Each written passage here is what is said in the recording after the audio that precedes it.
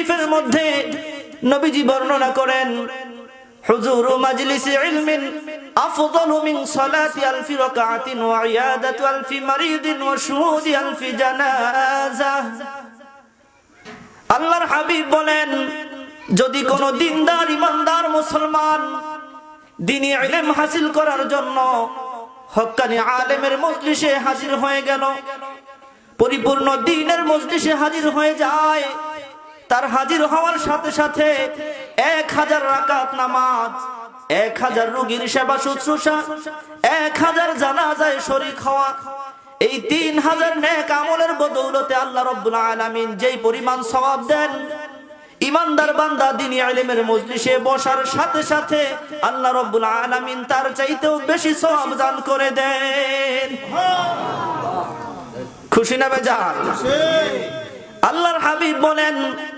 ফাওয়াল্লাযী নাফসি মুহাম্মাদ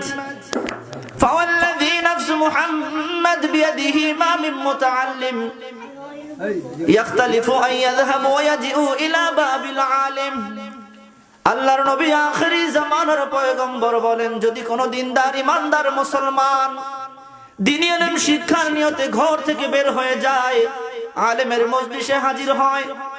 সে আলেমে মজলিসে হাজির হওয়ার জন্য তার যাওয়া এবং আসা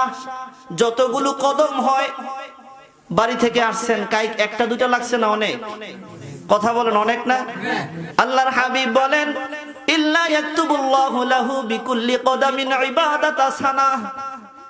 তার প্রত্যেকটা কদমের বিনিময়ে আল্লাহ রাব্বুল আলামিন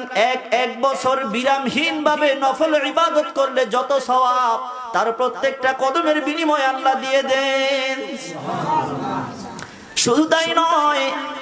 ওয়ায়াবনা বিকুল্লি কদামিন মাদিনাতান ফিল জান্নাহ, আল্লাহ রাব্বুল আলামিন ওই বান্দার ইলমের মজলিসে হাজির হওয়ার উদ্দেশ্যে যে রওনা হয়ে গেছে, তার প্রত্যেকটা কদমের বিনিময়ে জান্নাতের ভিতরে একটা বাড়ি নয়, ঘর নয়, এক একটা শহর নির্মাণের ব্যবস্থা করে দেয়। ওই বান্দাটা যেই জমিনের উপর দিয়ে হেঁটে যায়, জমিনবাসী আল্লাহর কাছে দোয়া করে, আল্লাহ এই বান্দা তোমার দ্বীনের ইলম শিক্ষা করার জন্য রওনা হয়ে গেছে, আল্লাহ গো তুমি তার জীবনের গুনাহ রাশিগুলো মাফ করে দাও। কিতাবের মধ্যে আল্লাহর নবীর হাদিস, আল্লাহর নবী বলেন, ওয়ায়ামশি ওয়ায়াসবাহু মাগফুরাল্লাহ, আল্লাহ রাব্বুল আলামিন তার সকাল এবং সন্ধ্যায় যতগুলো মাফযোগ্য গুনাহ আছে সবগুলো মাফ করে দিতে থাকেন। ভাইরা আমার,